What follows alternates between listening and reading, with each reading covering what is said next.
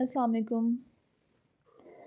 आज हम बना रहे हैं गाजर के मौसम में गाजर की बर्फ़ी, जो कि अक्सर मिक्स मिठाई में एक दो पीस होते हैं, लेकिन अगर अलग से लें तो भी बहुत अच्छी लगती है, मज़े की लगती है। और यहाँ पर दूध लिया है तकरीबन 2.5 किलो से थोड़ा सा ऊपर था और उबला हुआ नहीं था, फुल फैट मिल्क था। और 1 कप क्रश गाजर थी यहाँ पर, और साथ में मिल्क पाउडर तकरीबन आधा कप के करीब। इलायची पाउडर मैंने चीनी के साथ मिला के बनाया था, जो कि 1 से 1.5 खाने का चम्मच। 4 से 5 इलायची थी। देसी घी था यहाँ पर 1 खाने का चम्मच, और चीनी था 1 कप का। तो बहुत मज़ेदार सी रेसिपी है और बिल्कुल ख़ालिस बर्फ़ी है, यानी कि आप किसी को स्पेशल गिफ्ट देना चाहें तो उसके लिए बहुत अच्छी है, बहुत मज़े की और बहुत मेहनत से बनती है, लेकिन बहुत अच्छी बनती है।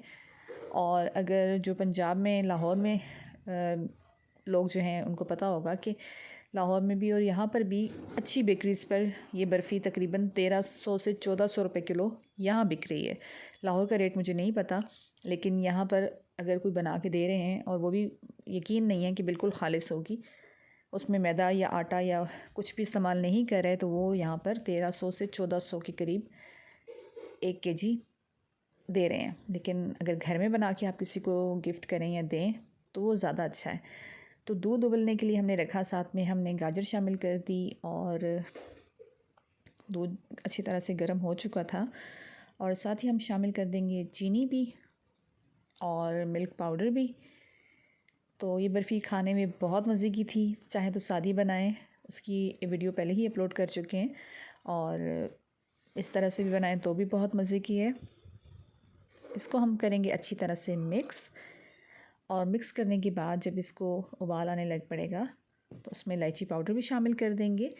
देसी घी के अलावा सारी चीज़ें शामिल कर देंगे और इसको एक दफ़ा फिर से मिक्स करेंगे ताकि हर चीज़ इकट्ठी हो जाए। अच्छा, यहाँ पर ये है कि बर्फ़ी बनाने के लिए कोशिश करें कि जब भी बनाएं तो उसके पास मौजूद रह के बनाएं, और हल्की आंच पे पड़ी रहे तो भी चमचा हिलाना पड़ता है साथ साथ। तो बेहतर है कि पास रह के ही बर्फ़ी बनाई जाए। अच्छी तरह से ये बॉयल होना शुरू हो गई है, और यहाँ पर हम तकरीबन इसको पकाएंगे 40 से 45 मिनट।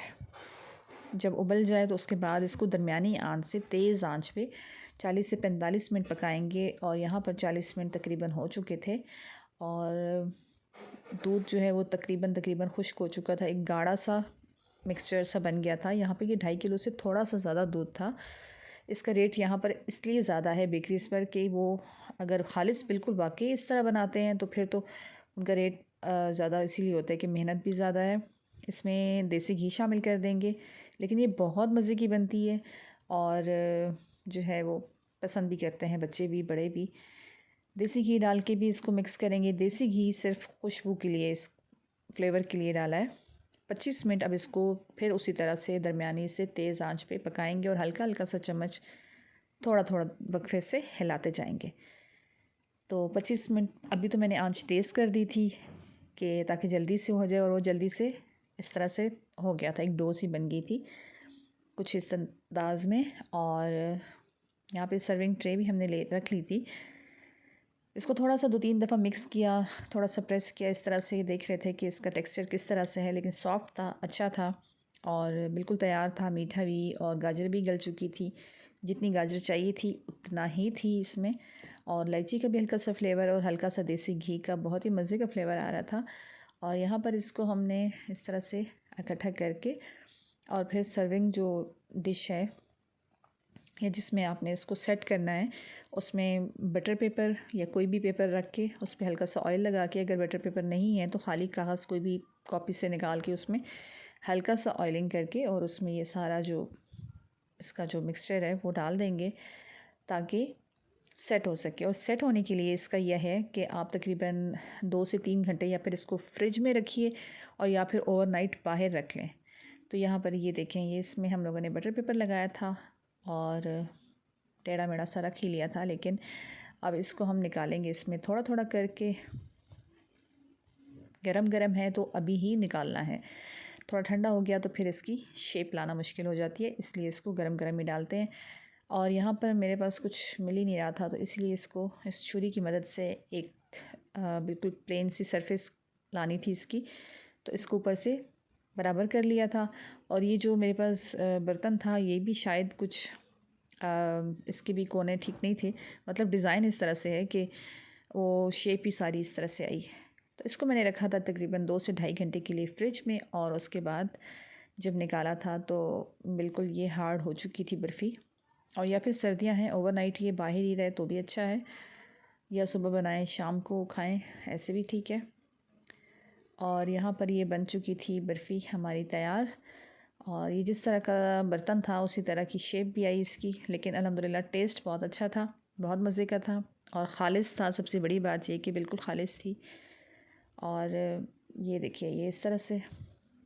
अब इसकी चाहें तो स्लाइस आप बहुत बड़े बड़े जिस तरह से बर्फ़ी के बीच में मिठाई के डब्बे में होते हैं उस तरह कर सकते हैं, या फिर स्लाइस इसके आप पतले और स्लिम से कर सकते हैं, थोड़े स्मार्ट स्मार्ट से वो भी कर सकते हैं। तो मैंने वैसे ही किए थे, बहुत बड़े बड़े स्लाइस मैंने नहीं किए थे।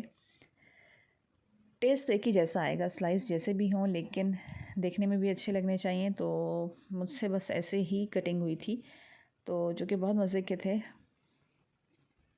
और ये सारी बर्फ़ी तैयार हुई थी, इसके अलावा 2-3 पीस और थे, लेकिन ये सारी बर्फ़ी इससे तैयार हुई थी और अच्छे पीस बन गए थे। बहुत मज़े की थी। उम्मीद है कि आपको भी ये रेसिपी अच्छी लगी होगी। सॉफ्ट सी बर्फ़ी थी, मज़े की थी, फ्लेवर बहुत अच्छा था। और अगर अच्छी लगी वीडियो तो लाइक शेयर कीजिएगा और ट्राई भी ज़रूर कीजिएगा। इंशाल्लाह फिर किसी नई वीडियो में किसी नेक्स्ट और अच्छी सी रेसिपी के साथ होंगे। अल्लाह हाफ़िज़।